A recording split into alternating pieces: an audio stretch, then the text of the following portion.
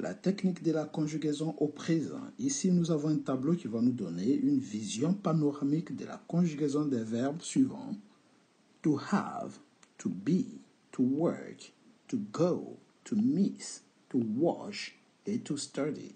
Nous allons attirer votre attention sur les verbes qui finissent par un O ici, par un S, H et Y. Lorsque nous serons à la troisième personne du singulier ici, il faudra tout simplement rajouter un E d'abord avant de rajouter le S à ces verbes.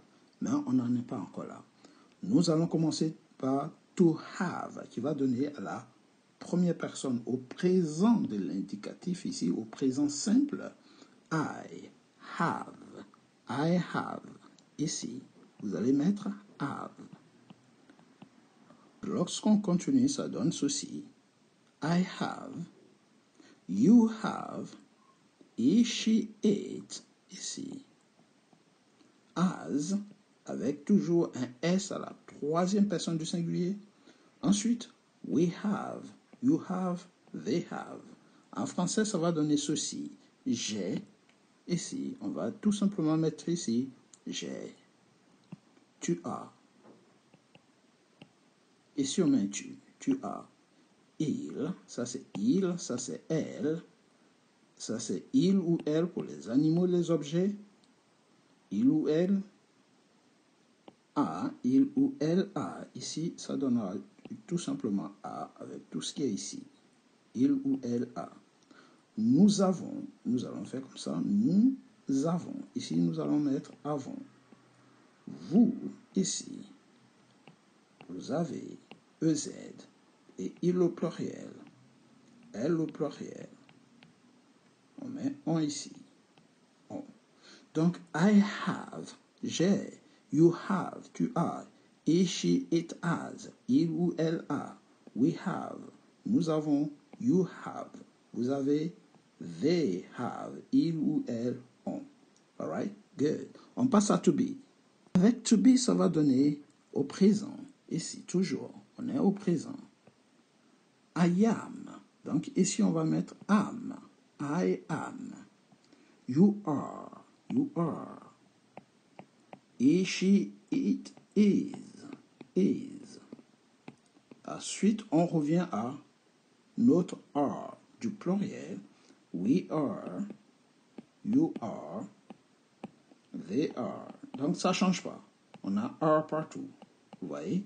Au pluriel, ici, lorsqu'on a are et on a are, on a seulement is et have. Donc, on a trois verbes ici, alors qu'ici, avec have, on a have, et on a has. Donc, ici, on a deux verbes. Vous voyez, il faut juste les maîtriser par cœur au présent. Et pour conjuguer en français, ça donnera je suis, donnera je suis. Donc, ici, on va mettre je. Ici, c'est je suis. Tu, ici, tu es. Comme ça, tu es, on ne met pas de T à la fin. On laisse le S parce que c'est tu. Il, elle, il ou elle, ici, est. On peut aussi dire it, c'est. Nous, ici, oui, nous sommes. Nous sommes, we are. Nous sommes, vous, you, vous êtes. Vous êtes, you are. Il au pluriel ici, elle au pluriel, sont, they are. Alright? Good. Donc ici on a conjugué to be. On va passer à un troisième verbe qui est to work ici. Donc to work, c'est conjugué pardon, il y a un petit bug. To work, on va dire au présent, I work. Donc ici vous verrez que work ne change pas à toutes les personnes. On va dire you work. On va faire comme ça, you work. Lorsqu'on va arriver à la troisième personne du singulier, il ne faudra pas qu'on oublie notre S à la fin. He works. Donc on met un S ici. He works. She works. It works. Et on met tout simplement work. Comme ça. Work. Work. Donc ça va donner he works, she works, it works. Et après, on revient à notre work normal. We work. You work. Sorry. You work. They work.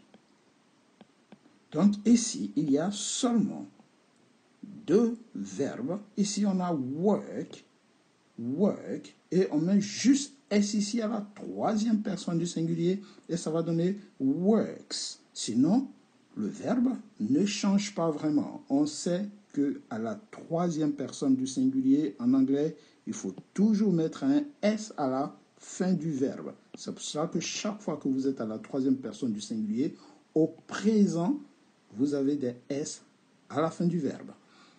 En français, ça va donner ceci. Je travaille, tu travailles, il travaille, elle travaille. Donc ici, je travaille. Donc ici, I work, ça donne je travaille. Et ainsi de suite. Tu travailles, la même chose. On va rajouter un S toujours avec un tu. En français, le tu, on met le S.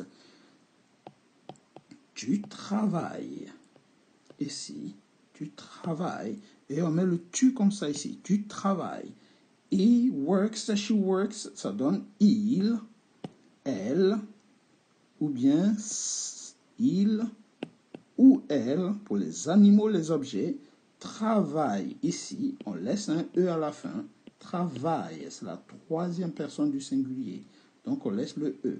Nous travaillons. We work. Nous travaillons. Ici, nous travaillons. We work. O-N-S. Vous, you work. Vous travaillez. Vous travaillez. Comme si. Vous travaillez. Comme ça. E-Z. Et il au pluriel, they. Il au pluriel, elle au pluriel. Travail. They work. On met un E-N-T à la fin, à la troisième personne du singulier. Alright? Et ça va donner ceci en clair. Alright? Donc au propre, c'est plus lisible, ça donne ceci. I work, je travaille. You work, il travaille. He, she, it works. Il ou elle travaille. We work, nous travaillons. You work, vous travaillez. They work, il ou elle au pluriel travaille. On passe à to go. To go, ce qui signifie aller. Je vais. Vous allez dire I go. I go. I go. I go. You go. You go. He, she, it goes. Donc, comme ici, je vous avais dit tout à l'heure, faites attention aux verbes qui finissent par un O. Ici, il y a une particularité. On rajoute un E d'abord, comme ça, avant de mettre le S de goes. Donc, ça donne he goes, she goes, elle va, she goes. Donc, on met le E d'abord, après on met un S. Vous voyez? It goes. Le chien va, it goes. Donc, pour les animaux, c'est it. On met le E, après on met le S. Après, le verbe, il revient normal. We go. Nous allons. You go. Vous allez. They go. Il ou elle au pluriel vont. Ça donne ceci. I go. Je vais. Ici, je vais. I go. Tu vas. You go. You go to school. Tu vas à l'école. Il faut rajouter un S avec tu. He, she, it goes. Il, elle va. Ici. Il ou elle ou il ou elle va. Ici. Alright. Good. Nous allons. Ici. Nous allons. Nous allons. Nous allons. Alright. Vous allez. Vous allez. EZ. On met vous ici. Vous allez. Il au pluriel. Ou elle au pluriel. Vont. Ici. On fait comme ça. Vont. Alright. Donc, nous avons la conjugaison de to go au présent. Si nous allons conjuguer to miss, qui veut dire manquer, rater. I miss, you miss. Donc ici, I miss, you miss. Ici, miss ne va pas changer comme les autres verbes, à la différence que lorsqu'on va arriver ici à la troisième personne du singulier, à cause du S qui est ici, il faut d'abord rajouter un E avant de mettre le S. Donc ça va donner he misses, she misses, it misses. Il manque, elle manque, il ou elle manque. Et le reste, ça donne we miss, you miss, they miss. Nous manquons, vous manquez, il manque. Vous voyez? Donc ici, il faut toujours faire attention à la troisième personne du singulier, tout simplement. Alright? Good. De façon propre, ça va donner ceci. I miss, you miss, he misses, she misses, it misses, we miss, you miss, they miss. Alright? Wash, c'est la même chose. À la troisième personne du singulier, il faudra rajouter le E avant de mettre le ES. Donc, ça va donner ceci. I wash, you wash. Alright? He washes. Donc, he washes. On va prendre le E qui est ici, on va le rajouter là. On va prendre le S qui est ici, on va le rajouter ici. Et ça va donner he washes. She washes. C'est la même chose. She washes. On va rajouter tout simplement le E qui est ici. On va le rajouter ici. Alright? Et she washes. C'est pareil. On rajoute ici. It washes. Et ainsi de suite. It washes. Là, on va rajouter un truc. Un E à la fin. It washes parce que avec un S, il faut toujours rajouter le E. À cause du H, il faut toujours rajouter le E. À cause du S, il faut toujours rajouter le E. À cause des O, il faut toujours rajouter le E avant de mettre le S de la troisième personne du singulier. Sinon, après, tout le reste devient exactement pareil. C'est-à-dire, wash, on va reprendre le wash, on va le remettre ici. We wash, nous lavons. You wash, vous lavez. They wash, il ou elle au pluriel, lave. Donc ça va donner ceci. Je lave. I wash. Je lave. I wash. Tu laves. You wash avec un ici. You wash avec un ES. Il faut rajouter le S au tu. Et ainsi de suite. Nous lavons, vous lavez, il lave. Donc ici nous allons conjuguer study. I study. J'étudie. Avec ici. You study. Tu étudies. Mais attention. Lorsqu'on arrive à la troisième personne du singulier, le Y qui est ici, le Y devient un I ici. Et on rajoute un E avant de mettre le S. He studies.